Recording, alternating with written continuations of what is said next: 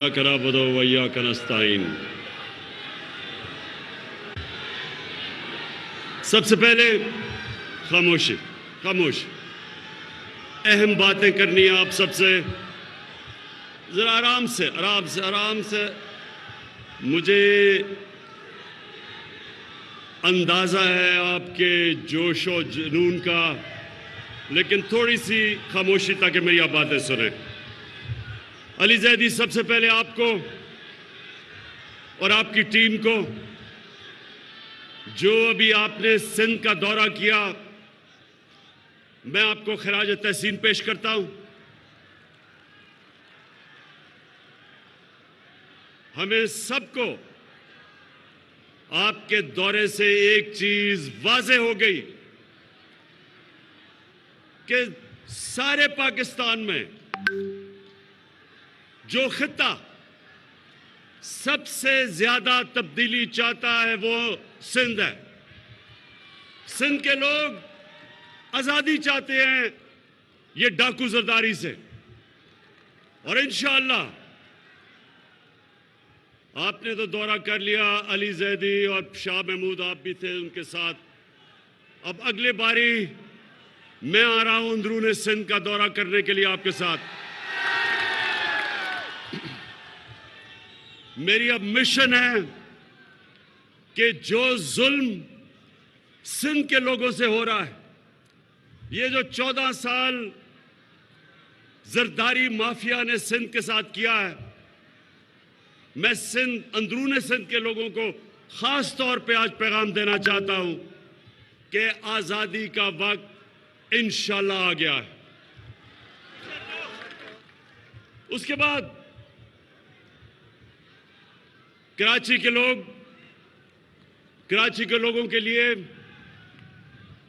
एक तो मैं आप सबको केसीआर की मुबारक देता हूं, क्योंकि केसीआर अभी बनने वाली है।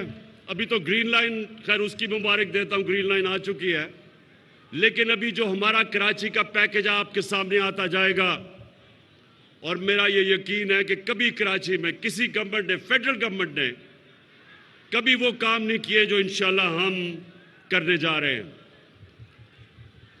मुझे अपनी कौम का शुक्रिया अदा करना चाहता हूं कि पाकिस्तान की तारीख का सबसे ज्यादा टैक्स उन्होंने हमारी हुकूमत को दिया, रिकॉर्ड टैक्स कलेक्शन की, और उसकी वजह से हमें तौफीक मिली कि हम अपनी आवाम के ऊपर बोझ कम करें। हमने 20 रुपए पेट्रोल और फजलुर रहमान को कम किया।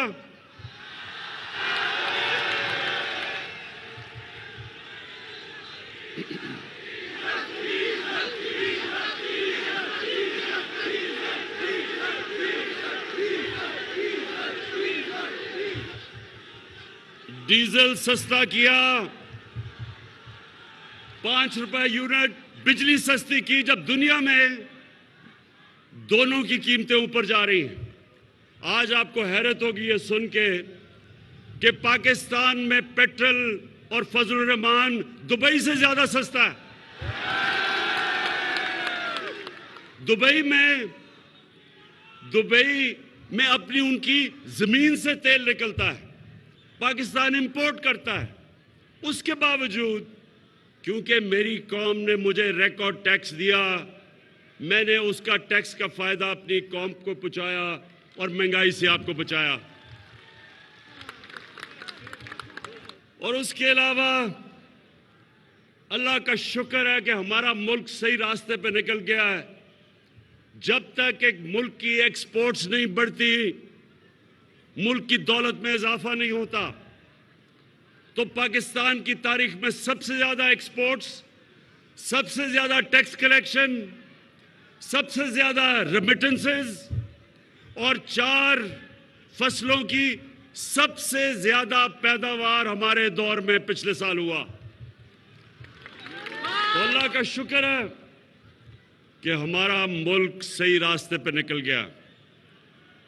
और शायद इसीलिए ये जो डाकुओं का गुलदस्ता है, इनको खौफ आना शुरू हो गया है कि ये हर मुश्किल से ये गवर्नमेंट निकलती गई। पहले दिवालिया वाली हुकूमत मिली, बैंकरप्ट, उससे मुल्क को बचा लिया। फिर सदी में एक दफा इतना बड़ा बुरान आता है जो कोरोना वायरस का आया, अल्लाह ने उसे हमें निकाल दिया। उसके बाद अफगानिस्तान का मसला आया, उसकी वजह से या डॉलर के ऊपर प्रेशर पड़ा, क्योंकि डॉलर उधर जाना शुरू हो गया।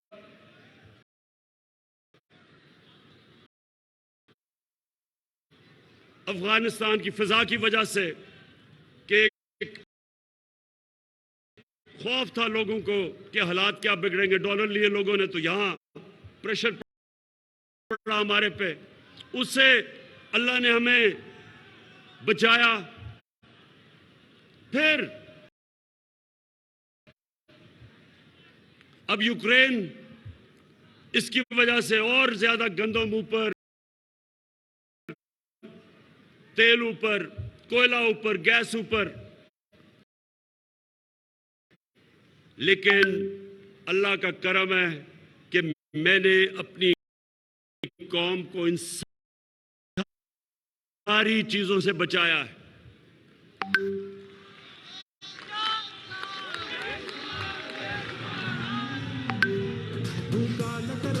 तो अब आज जो मैं आपके सामने बात करना चाहता हूं, मेरे बाशऊर कारकुनों, अब जरा आराम से सुने। इन्होंने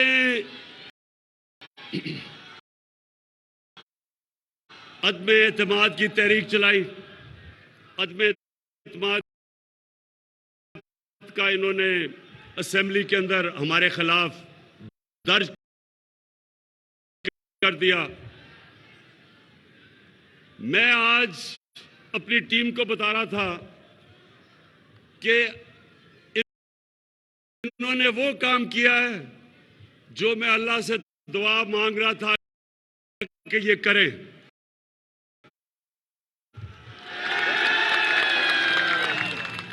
असल में सुने, देखिए, एक कहावत है कि जब गीदड़ की मौत आती है तो वो शहर की तरफ भागता है।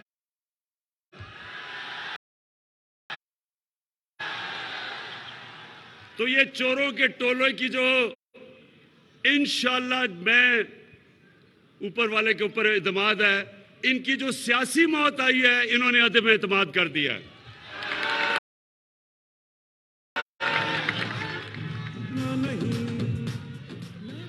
मेरे एक मिनट, कराची के, सुनो तो सही, सुनो सुनो सुनो सुनो।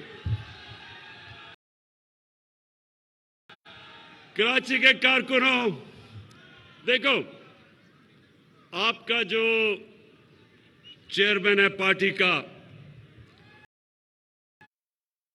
उसको दुनिया की क्रिकेट की तारीख में 5 या 6 टॉप कप्तानों में माना जाता है।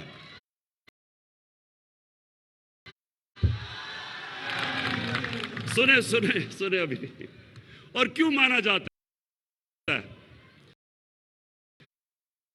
क्योंकि क्रिकेट में कप्तान की कामयाबी का राज क्या होता है कि वो पहला दिन जब टेस्ट का शुरू होता है तो तब से वो प्लानिंग करता है कि दूसरे दिन क्या होगा, तीसरे दिन क्या होगा, चौथे दिन और 5वें दिन मैच उसने कैसे जीता है। अगर उसमें ये सलाहियत ना हो, वो कामयाब कप्तान नहीं बन सकता। तो मैं बड़ी देर से इंतजार कर रहा था ये चोरों के टोले की,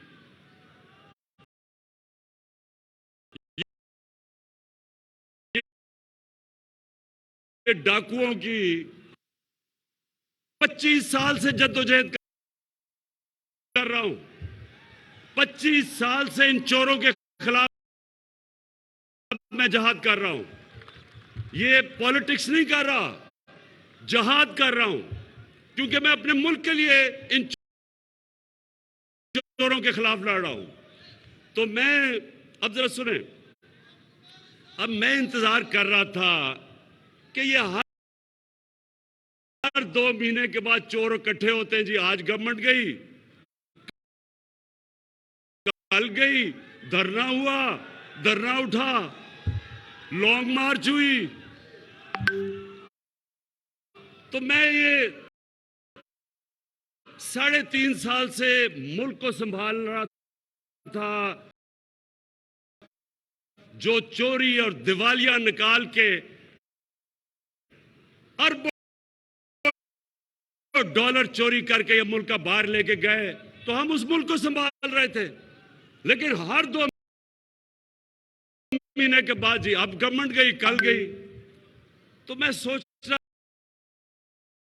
था कि अल्लाह, ये किसी तरह ना मेरे, इनकी गर्दन मेरे हाथ में किसी तरह आ जाए। तो अब अल्लाह सुने तो सही। तो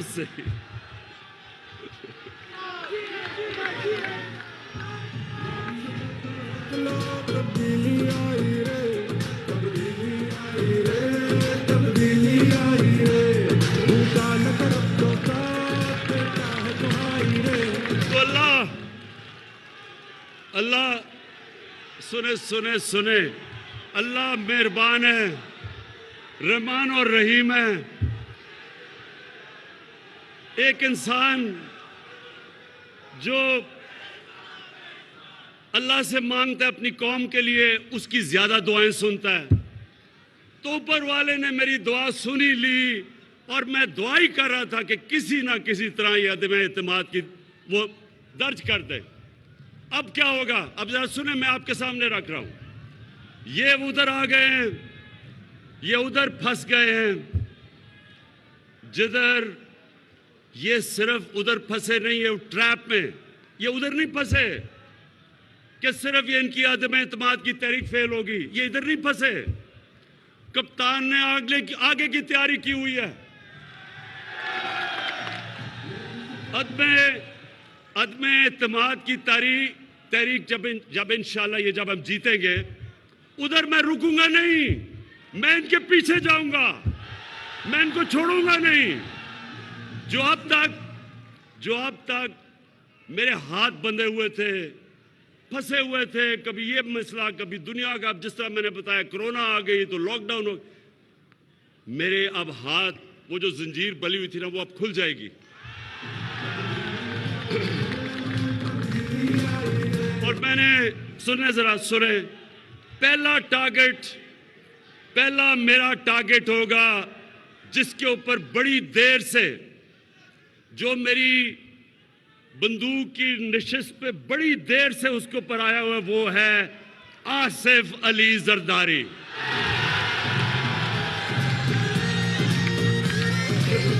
ये आदमी, ये जालिम आदमी जो पुलिस को इस्तेमाल करता है, लोगों को मरवाता है, गुंडों को इस्तेमाल करता है, जुल्म करता है, चोरी करता है।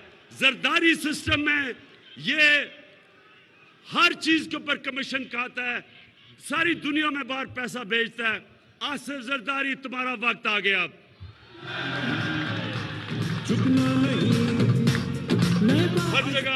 हर जगह ये पीछे फिरता है, पैसे के टोकरे लेके। 20-20 करोड़ की इसने रकम हमारे लोगों को खरीदने के लिए रखी हुई है। मुझे एक आदमी ने, मेरे मेहमान ने कल आके बताया जी, मुझे उन्होंने 20 करोड़ रुपया ऑफर किया। मैंने कहा ले लेता, पकड़ लो पैसे, हराम का पैसा पकड़ लो, और उसके बाद कोई पनाहगाह खोल देना, कोई लंगर खोल देना, कोई यतीम खाना खोल देना, सवाब मिलेगा तुम्हें। लेकिन जरदारी, ये जो जब तुम्हें नैब बुलाती है तो कमर में दर्द हो जाती है, दूसरी तरफ आपने देखा होगा मकसूद चपरासी वाला। कौन है वो मकसूद चपरासी वाला? मकसूद चपरासी वाला शोबाज, जूते पॉलिश करने वाला, बूट पॉलिश करने वाला, वो इसके साथ मिल गया है क्योंकि उसको पता चल गया है कि वक्त आ गया है। अब वो जो खींचता गया है जी, मेरी हर रोज जब केस हो, मुझे कभी कोरोना हो जाता है, कभी उसका वकील नहीं आता, कभी कमर में दर्द हो जाती है, लेकिन मकसूद चपरासी वाला तुम्हारा टाइम भी आ गया है। तुम्हें पता है कि अगले 3 महीने के बाद तुम पूरी तरह जेल में डालोगे, और जो तुमने अरबों रुपया इस मुल्क के बाहर अपने बेटे को बाहर बैठाया हुआ है, अपने दामाद को बाहर बैठाया हुआ है, फिक्र ना करो, उनको से पैसा हम वापस लाके बिजली की कीमत और कम करेंगे।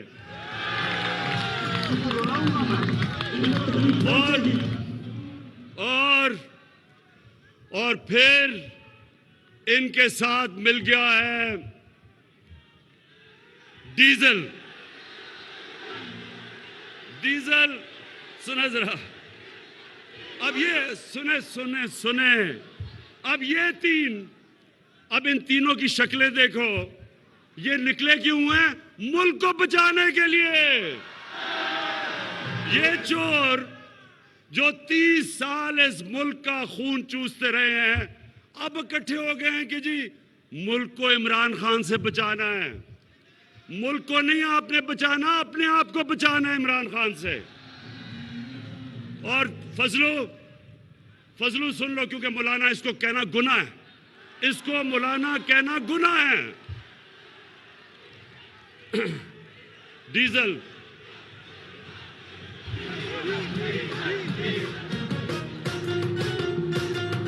मैं देखे, इज्जत जिल्लत ऊपर वाला देता है।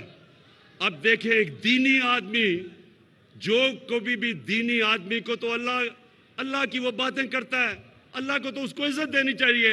इसका नाम लो तो लोग डीजल की आवाजें लगा देते हैं, शर्म की बात है।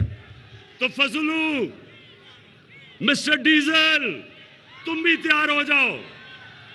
इसने कहा, जब इसको नैब ने बुलाया, इसके पास अरबों रुपए के असासे हैं, पता नहीं किधर से आए, क्योंकि काम तो ये कोई करता ही नहीं है। तो जब नैब ने इसको बुलाया तो कहता मैं 2000 लोग लेके चला जाऊंगा। नैब को डरा दिया इसने। फजलू, तैयार हो जाओ, ये जब फेल होगी, ये जब आपकी फेल होगी और इंशाल्लाह होगी, तो उसके बाद अगर 2000 लोग तुम नैब के बाहर लेके आओगे, 1 लाख लोग मैं लेके आऊंगा।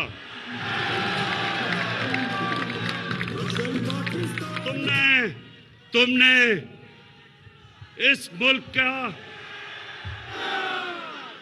दीन का काफी हमारे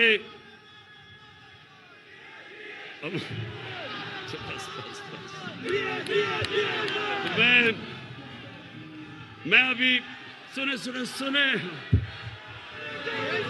इंशाअल्लाह अभी मैं जुमे को दीर जा रहा हूं। दीर के लोगों ने मुझे बुलाया हुआ है। इतवार को मैं पंजाब में हाफजाबाद जा रहा हूं। मैं अपनी कौम को, सारी कौम को बताऊंगा कि ये जो चोरों का टोला है, इसके खिलाफ जंग इमरान खान अकेले की नहीं है, हर बच्चे बच्चे की जंग है इन चोरों के खिलाफ। हर पाकिस्तान की, चाहे औरत हो, चाहे माँ हो, चाहे बाप हो, हम सब ने ये जो 30 साल इस मुल्क से करते रहे हैं, हमने सब ने मिलके इनको उधर पहुंचाना है जिधर इनको बहुत देर से पहुंचना चाहिए था, पाकिस्तान के जेलों के अंदर।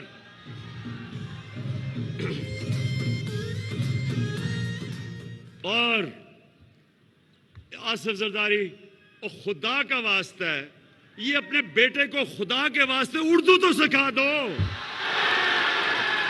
15 साल हो गए हैं, बारिश आता है 15 साल के बाद, चीनी उगता है?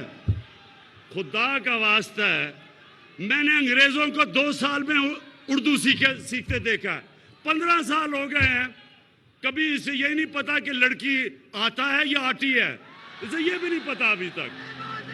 और ये टोला, ये चोरों का टोला मुल्क को बचाने के लिए निकला है। ये उधर आ गए। फिर से मैं कहता हूं, जब इन करप्ट चोरों की मौत आती है तो ये आज असेंबली की तरफ जो आ रहे हैं, अल्लाह तेरा लाख लाख शुक्र है कि तूने मेरी दुआएं कबूल कर ली हैं। और इंशाअल्लाह मेरे पाकिस्तानियों, मेरे कराची के लोगों, इंशाअल्लाह ये मुल्क एक बड़े अजीम ख्वाब का नाम है। इस मुल्क बनने के ऊपर जो नारा लगा था वो ये था कि पाकिस्तान का मतलब क्या? ला इलाहा इल्लल्लाह। अल्लाह के सिवा हम कभी किसी के सामने नहीं झुकते। और ये डाकू जिन्होंने पैसे चोरी करके बाहर रखे हुए हैं, ये हर बाहर से ताकतों के सामने ये झुकते रहे हैं। इस मुल्क के ऊपर 400 ड्रोन अटैक्स हुए 10 सालों में, जब ये जरदारी और नवाज शरीफ इख्तियार में थे। एक दफा ये नहीं बोले। कौन बोला था? तहरीक इंसाफ निकली थी। हमने यहां धरने किए थे ड्रोन्स के खिलाफ, क्योंकि ये वो लोग हैं जो जिन खुदाओं की पूजा उनकी करते हैं जिधर इनका पैसा पड़ा है। चोरी का पैसा इनका उन मुल्कों में पड़ा हुआ है। ये कभी उनके सामने अपने मुल्क की मफादात के लिए खड़े नहीं होंगे। मैं हमेशा समझता हूं कि पाकिस्तान को सबसे दोस्ती करनी चाहिए। किसी मुल्क के मैं खिलाफ नहीं हूं, लेकिन मैं किसी मुल्क को ये इजाजत नहीं दूंगा कि मेरी कौम के मफादात के खिलाफ वो कोई कार्रवाई करे।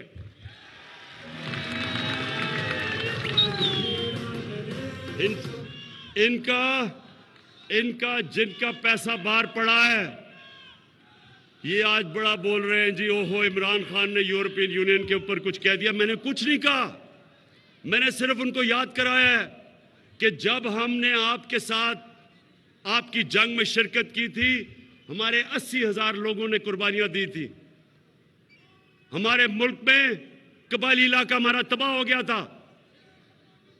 हमारे लोगों ने नकल मकानी की थी, 35 लाख लोगों ने।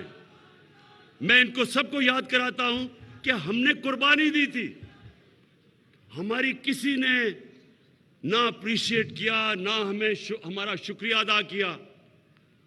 तो आप जब कहते हैं कि अब हम आपके साथ फिर मिल जाएं, मैं सिर्फ तब मिलूंगा जब भी आप अमन के लिए निकलेंगे। मैं अमन के में आपके साथ आऊंगा, लेकिन किसी जंग में आपका साथ नहीं दूंगा। शुक्रिया। वज़ीर आज़म इमरान खान का